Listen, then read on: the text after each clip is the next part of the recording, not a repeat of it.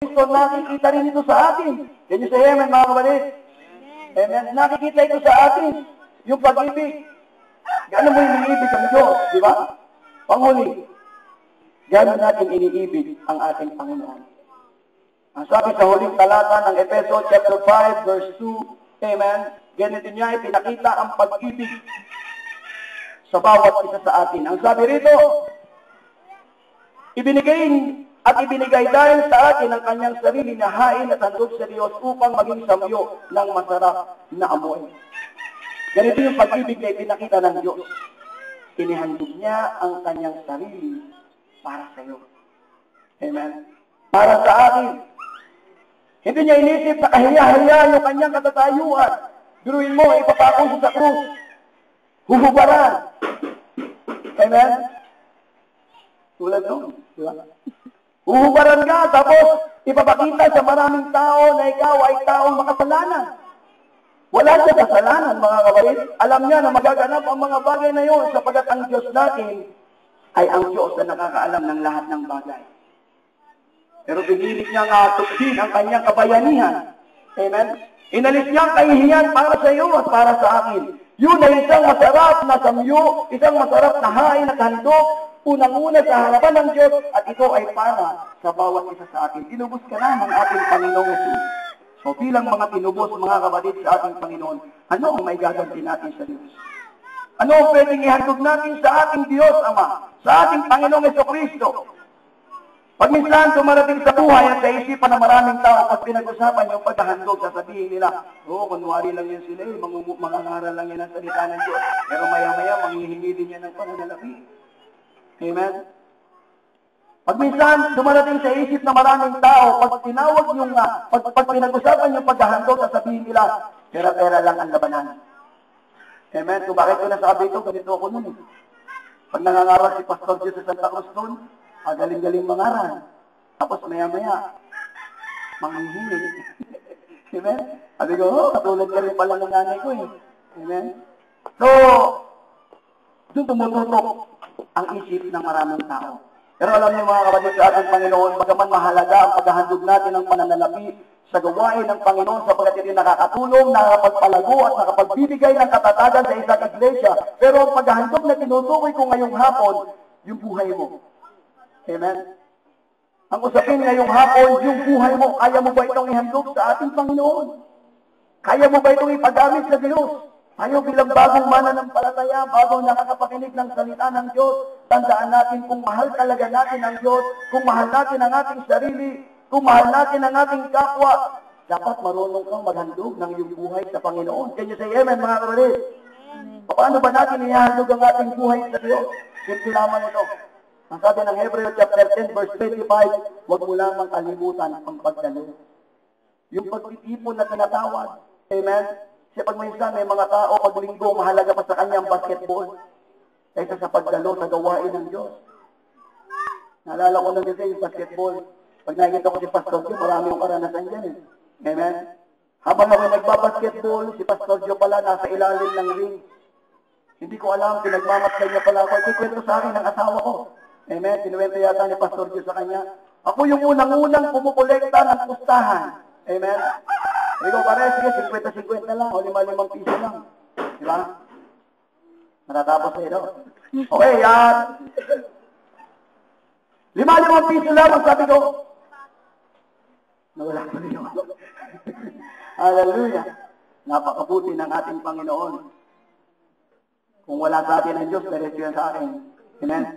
Alam niyo mga kapatid, sa ating Panginoon, habang ako ay naglalaro, napakasaya ko. Pero hindi ko alam, may isang lingkod ng Diyos na nakatingin sa akin. At habang ako'y kanyang pinagmamasdan, siguro ay pinagpepray niya ako. Wala sa akin yung ihandog ang aking buhay, wala. Pero sinasabi ko, ako'y Kristiyano noon. Amen? Pero grabe akong mamusta. Grabe akong magsugaan. Amen? Pero ang pagdalo, pag minsan, ito'y tinatanggihan ko. Lalo na pag may laro ang PBA. Amen? Alala ko noon, ang PGA ay magsisimula ng alas 4, ito magtatapos ng alas 9. Pag paborito ko ang lalaro, hindi ako dadalo sa gawain ng Panginoon. Pero na-realize ko, nung ako'y naging pastor, sabi ko, ganito ba ang uri ng pagiging Kristiyano ko? Naalala ko yung mga panahon yun, ako'y naiiyak sa aking sarili. Nahihiya ako sa Diyos. Nahihiya ako sa lingkod ng Panginoon na nagtyaga sa akin. Sabi ko, hindi dapat ganito. Alam niyo, salamat sa Panginoon, natuto akong maglingkod sa Diyos. Simulan mo ako'y nagtalaga ng buhay sa Panginoon. Ito sa panahon na sa Tiao. Amen. Hindi ko alam kung kailan ako umakyat sa gawain ng Diyos. Wala akong nilibanan kahit ang gawain sa Lucena, kahit ang gawain sa iba't ibang bayan. Ito'y pinupuntahan ko. Alam niyo kung bakit, mga kapatid? Sapagkat dito ko pinapatunayan sa Diyos na ang aking sarili ay handa kong ihandog sa harapan ng ating Panginoon. Can you say amen, mga kapatid? Ang sabi nga ng Bible, amen, huwag ninyong kakalimutan ang pagtitipon o ang pagdalo sa gawain ng Diyos sapagkat dito katuturuan ng salita ng Diyos. Hindi sapat ang isa lamang pakikinig ng salita ng Diyos. Hindi sapat ang isang meeting place o hindi sapat ang isang pangangaral ng salita ng Diyos. Ang kailangan mo, kaibigan, kapatid sa ating Panginoon, upang patuloy mong maganap na ikaw ay tawaging isang tunay na Kristiyano, yung tuwing may gawain, pumunta ka sa church at doon ka makakapakinig ng mga turo at aral ng Diyos, dito mo umpisahan na sundin at magiging ganap na ikaw ay tunay na Kristiyano. Nang dahil dyan, makikita sa iyo ang katangian ng pagiging isang tunay na Kristiyano. Ako'y naniniwala na ito ang basihan upang ang ating sarili, ang ating buhay ay maihahandog natin sa ating Panginoong Jesucristo. Gaya po ng ginawa namin, mga kapatid, sa totoo lang, ito po'y papatotoo ko, nawa ito po'y maging pagpapala sa bawat isa. Agabi ay wala po ako talagang kapera-pera. Pero ako'y nangako sa aking kaibigang pastor, kay Pastor Roger, sabi ko, Pastor, tutulong ako. Kahit papaano, tutulong ako. Sabi ko pa nga sa kanya, isasama ko ang aking asawa. Pero wala akong hawak na pananalapi. Amen? At biniyayaan ako ng Diyos, amen, sa halagang 100. Sabi ko, Panginoon, nawa ay magkasya ito. Nagtanong ako ng pamasahe, amen, sabi sa akin, 18 at 20, sabi ko, kasya na ito. Sabi ko sa asawa ko, honey, huwag ka na munang sumama. Hindi sinabi ng asawa ko, anong kakainin ko? Amen? Wala akong iniwan na pagkain sa aking pamilya. Pero sabi ko, ito ay gagampanan ko, hindi dahil sa aking kaibigang pastor, kundi gagampanan ko sapagkat ipinangako ko sa harapan ng ating Panginoon.